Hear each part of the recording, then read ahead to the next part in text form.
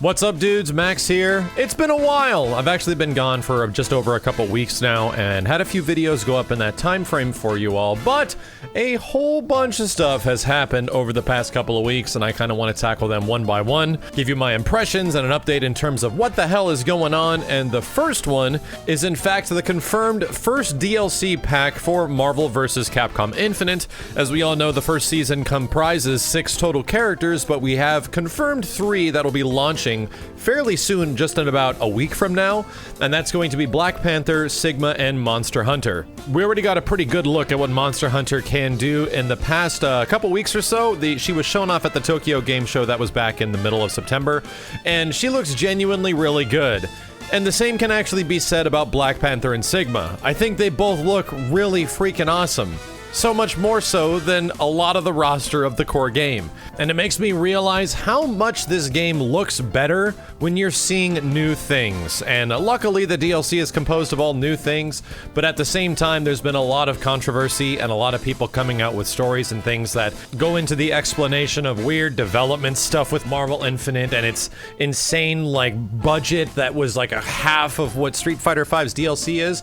I actually don't buy a lot of it, and a lot of the other stuff they were explaining is stuff that we already know. We were talking about how the DLC for the game is most likely going to be the more interesting aspect of Marvel Infinite when the roster was already looking pretty bleak back at E3 of this year. And a lot of people have already kind of accepted the fact that, yeah, it looks like the DLC is going to be where all the new stuff is being added. And it's a business practice that definitely is not encouraged by any means, but still would make Marvel vs. Capcom fans pretty damn happy, because it's hard to ignore the fact that, yeah, the DLC characters just look so much better than everyone else in the game. However, a lot of these bad practices seem to be catching up with them, and Marvel Infinite is obviously not selling well. The official numbers for the Americas are not out yet, but my gosh, man, over in Japan and the UK and the digital downloads, Marvel Infinite is not doing well at all.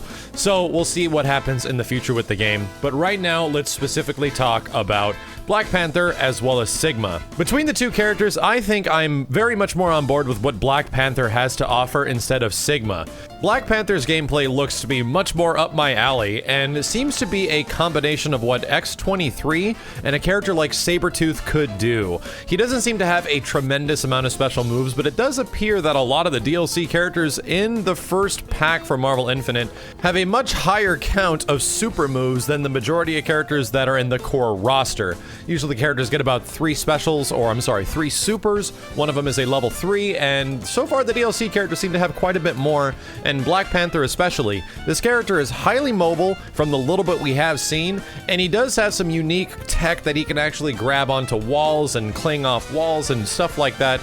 That looks really cool. He's going to be a rapid-fire press button character where you're going to have a lot of buttons to a lot of his combos, kind of reminding me a little bit of what Spider-Man sort of does in Marvel Infinite right now. So to me personally, Black Panther is fulfilling the quote-unquote LOL Wolverine function of the game, but he looks genuinely different. Like, not a lot about him is very Wolverine or even directly X-23 Sabretooth-like. He's definitely an amalgamation character, and my god, man, I just love that it's Evil Cat Batman. And not even to mention the thing that I'm possibly the most excited about with Black Panther, holy mother of God at this dude's alternate costume. Guy looks like he came straight out of King Arthur and the Knights of Justice. It looks freaking awesome. I love it. I can't wait to see the alternate colors. We've seen very little about the alternate colors for Black Panther and Sigma as of right now. But the other big piece of controversy that showed up as a result of all this is the fact that these characters individually are going to cost about $8 a pop. And that is quite high. That's even higher than an average DLC character in something like Street Fighter V if you purchase them alone. But the only thing that technically eases the blow in terms of their heavy price is the fact that they do come with an extra costume. They do essentially have their bonus costume that we saw with a few other characters in the game, like Thor and Hulk and Mega Man X, etc. So that makes sense. I don't understand why there's not an option.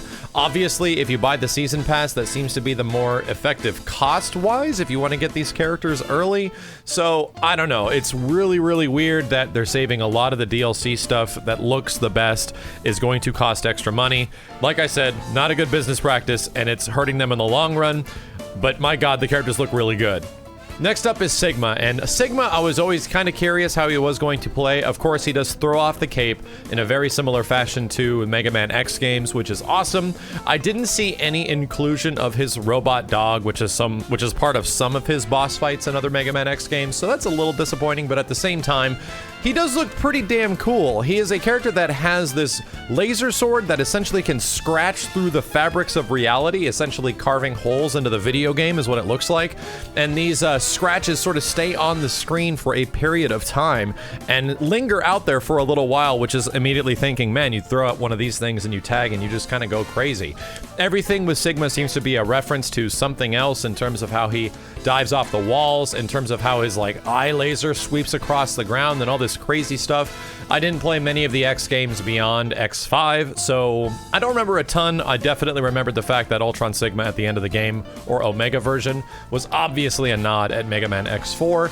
So I'm excited to see what this character plays like because he is a big lumbering bastard. Like, there is a lot of meat to Sigma as of right now, and I wasn't really expecting that, but I guess it does make sense. He is a lurching mother fifer, and I'm very curious to see how we're gonna make him work because he's gonna need some overheads, he's gonna need some good lows, and he's gonna need invincibility of some kind. One of the more powerful aspects of Marvel Infinite that has been showing up over the past couple weeks or so while I have been gone has been characters that have inherent invincibility on some special moves or supers that you can just throw out willy-nilly and then tag in to make it safe.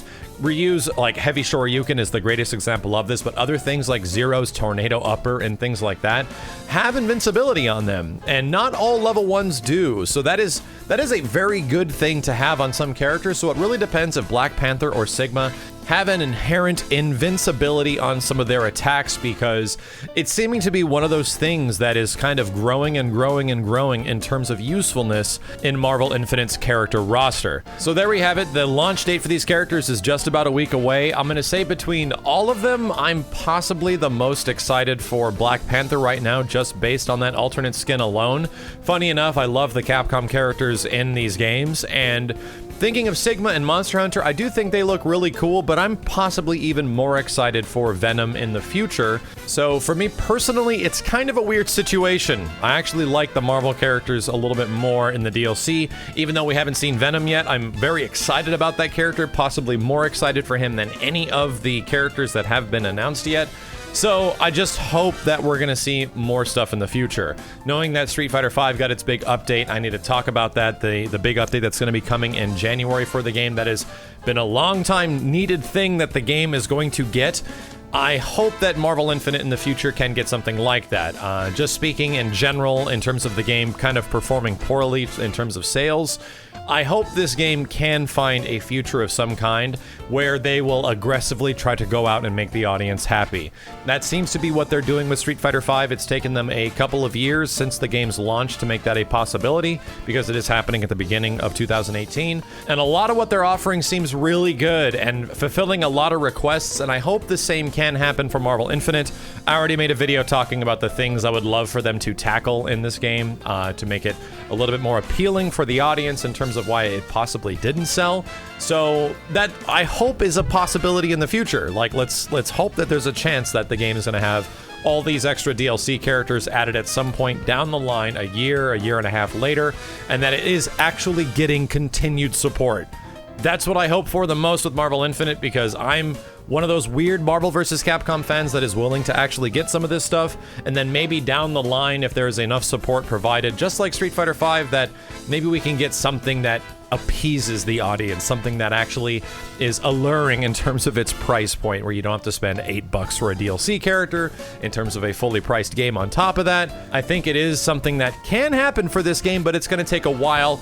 Let's just hope Capcom and Marvel don't just drop it completely. It didn't sell, we're done. They just pack shop and move on to the next thing, whatever the heck it might be, which is essentially what happened to Marvel vs. Capcom 3 and Ultimate Marvel 3.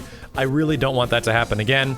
I like Marvel vs. Capcom Infinite in some ways, and I definitely think it needs a lot of work in others, to say the least. And the way these characters look so far, I want to see more. I want to see what the heck they're going to do with Venom, and I want to see what is beyond the core 6 DLC characters, because that, to me, is where the game is possibly going to get the most interesting. As always, dudes, thank you a ton for hanging around. I'll be talking a bit more about all the other stuff that happened over the past week in terms of like Dragon Ball getting a big update in terms of the characters, and we can see what Tien and Yamcha do. We got the huge thing for Street Fighter V that I got to go over and talk about and break down what the hell is actually happening there. There's been all these rumors and leaks in terms of a new SNK like Neo Geo Battle Coliseum fighting game, which sounds absolutely freaking awesome. A lot of stuff. I'll be back to update as soon as possible. Thank you dudes a ton for watching and waiting. My name is Max, and I'll see you next time.